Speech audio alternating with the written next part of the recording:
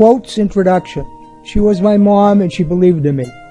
She was the matriarch of her family, and she really enjoyed the attention she got when she went over to Charlestown, particularly when she went to the 17th of June parade. She was full of love and wisdom. I tried to put together some of her favorite bits of wisdom. I had help from her grandchildren and her nieces and nephews. She would often say, I might not be very smart, but I managed to send 2 of my children to college. Another one of her tidbits was when we could complain to her about our children giving us a bad time, she would say we were getting paid back for the bad time we gave her when we were growing up. She loved the grandchildren unconditionally, and if I was going to call her on the telephone, I would first call my children because I knew she was going to ask me how my children were doing. I also found some treasures among her papers, 2 letters in her own handwriting that she had left for her daughter, and a drawing I had done in grammar school that she had saved. Quotes from Mom, Nana, Aunt Virginia, page 1. She ended her telephone calls with love and God bless. She would go to a person's wake and collect the prayer cards and then add them to her stack and read them in the morning when she was saying her prayers. She had a prayer list, and a lot of people in the family would call her up to ask her to pray for somebody, and she would always say to them, you could say prayers too. Whenever you asked her what her favorite tea was, she would say whatever was on sale. Another famous quote, turn off those lights. Do you think we are related to Edison? Finish your dinner because there are starving children in Africa. I don't drink, I don't smoke, and I don't hang out with wild men. When asked how she wanted her tea, she would say, just milk. I don't need sugar. I'm sweet enough. Quotes from Mom, Nana, Aunt Virginia, page 2. She said at my birthday party on July 8th, 2014, that this would be the last time she would be on Kathy's patio. And she died July 18th, 2014. At Ruthie's funeral, one of her great nieces said that my mother would say that the Doherty Sullivan family was like the Kennedy family, but without the money.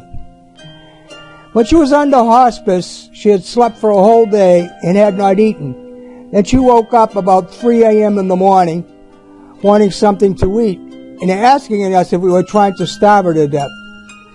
She was getting so many requests for donations in the mail that she said she was going to have to get a part-time job to take care of all these donations.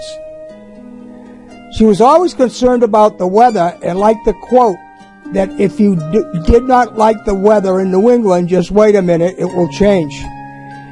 She said how lucky we were that our weather was changeable and we would not get the bad weather that other parts of the country got.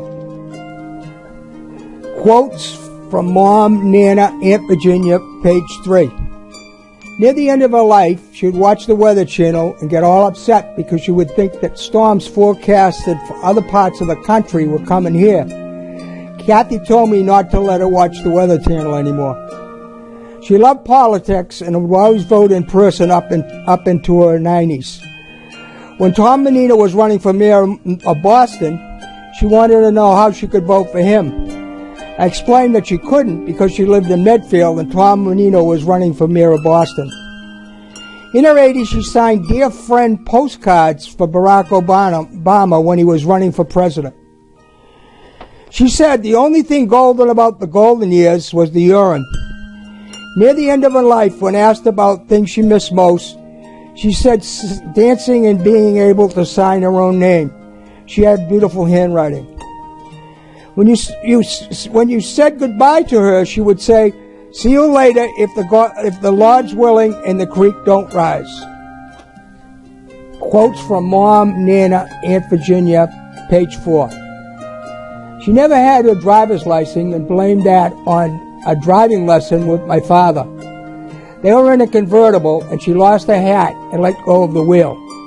My father yelled at her for letting go of the wheel and she never took another lesson from him. She later blamed me for not buying a car that she could learn to drive on because I bought a white Buick convertible with 4 on the floor after I graduated from college in 1963. As a result, she was an ardent user of public transportation up until her late 80s.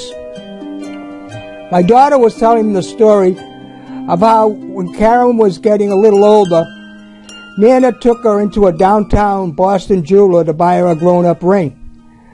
When they got there, her Nana asked what her birthstone was, and Karen said it was a diamond. My mother said, "What's your second favorite stone?" So they settled on an emerald. Letter I found to my sister Ginny from my mom in her handwriting. It's tough to be the middle child. The oldest brother you feel is already spoiled. The youngest, the sister, gets all the attention. In spite of what you think, I love you and worry about your accidents. Wish I could take away the aches, pains, and frustration. My thoughts and prayers are always about you. God bless and keep you well, Ginny B. I love you, Mom. Letter I found to my sister Kathy from my mom in her handwriting. She's my daughter. She's sweet, kind, considerate, and charming. She's Jennifer's and John Patrick's mother, John O'Neill's wife. Your father would be proud, as I am today, to see what a beautiful young lady you are in every way. God bless you and keep you for many long years. We love you. We need you. Please, no tears. Love, Mom. Drawing by Jack Bowes. As you can see, art was not one of my specialties. Neither was handwriting. But my mother kept it anyway, and she kept a lot of my assignments. I guess that was because I was the firstborn.